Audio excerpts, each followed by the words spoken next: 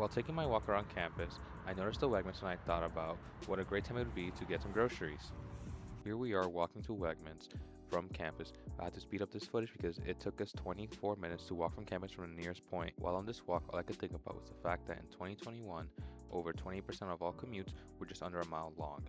If you weren't American, you would think we're pretty lazy. But we're not lazy. It's our car-heavy infrastructure and highways that make pedestrians and cyclists alike feel very uncomfortable just to walk anywhere, as this path was very inconvenient for me to reach. With just a tiny pedestrian bridge, this commute would have easily have been under 18 minutes. And there we have it. After half hour, we can finally see campus from the Wegmans side.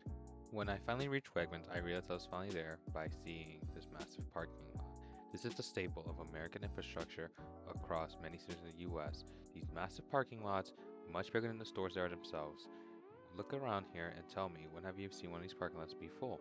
Personally, in the whole year I've been here, I have never seen these parking lots be full, even during Christmas time. A point a lot of people who are pro parking lot make is the fact that if this were a downtown area, you would have to park a few blocks away.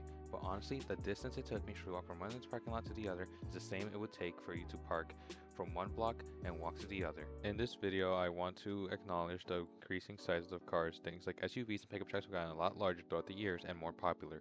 A study published by London School of Hygiene and Tropical Medicine shows that pedestrians and cyclists are significantly more likely to be killed or injured when struck by an SUV or light truck compared to regular passenger cars, with 44% higher fatality risk overall and an 82% higher risk for children, especially those under 13. I quickly want to bring attention to the map on the right. The map on the right is Buffalo's 1930s streetcar and bus guide map. Specifically, the line in red, which I'm zooming in on right now, is actually a streetcar route, which, as you can see in the video on the left, this is actually once part of that route. And what stuff is this route? Well, what better than its own dedicated turn lane for this road? Honestly, this journey would have greatly benefited from Buffalo streetcar still being around. As we can see here on this map, the school actually had two running alongside it. Something I want to bring attention to as well in this video is just how big this intersection is. Intersections are some of the most dangerous places to be as a driver and a pedestrian. This place would actually benefit greatly from just having a roundabout. It will both reduce traffic and crashes and accidents and overall make this place also more visually aesthetic. Another issue of a lot of American cities is the lack of bus shelters. Here we can see just a tiny little street sign showing that it is a bus stop.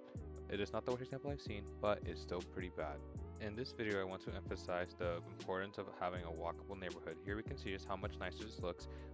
Despite all it is just a two-lane road with a much larger sidewalk compared to this area here, which is a much larger road, bridges, highways all connected, lots of parking lots, and a lot less friendly to walk at.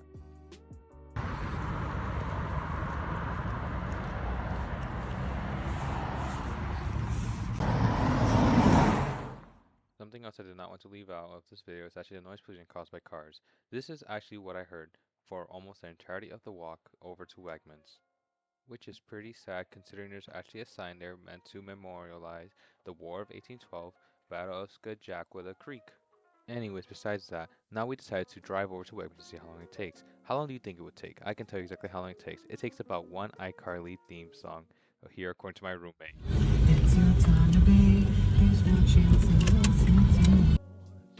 This part of the video may seem to be coming out of left field, but this is actually what motivated me to write and record this in the first place. This is Sheridan Drive in Elmwood Ave, a place where me and my friends were supposed to stop for a quick transfer from the 20 bus to the 35 bus. In the middle of winter, this whole area was iced in, super slippery, but luckily I wore my work boots that day.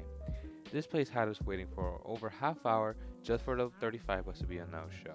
This place is nothing more than a 10-lane road, a bus stop you cannot see unless you really look for it, and dead medical centers, and of course, the 7-Eleven across the street. Unfortunately, the sped up footage is actually very hard to see, so I had to take some pictures. Here we have the bus stop, the bus shelter, and of course, the 10-lane road. Now, for why any of this matters, well, it would take very long for me to sit here and tell you all the benefits, but if I were to just name a few, for starters, Buffalo is currently one of the fastest growing cities due to its status as a climate oasis, having refugees bring in $2 billion worth of spending power in just 2019 alone.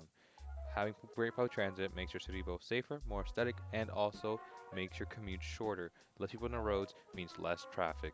Less people on the road also means less CO2 emissions due to cars. Expanding Buffalo's public transit system would take a lot of labor, which would bring a lot of jobs to Buffalo, which would bring a lot of people, and would bring a lot more money to the city, making a snowball effect.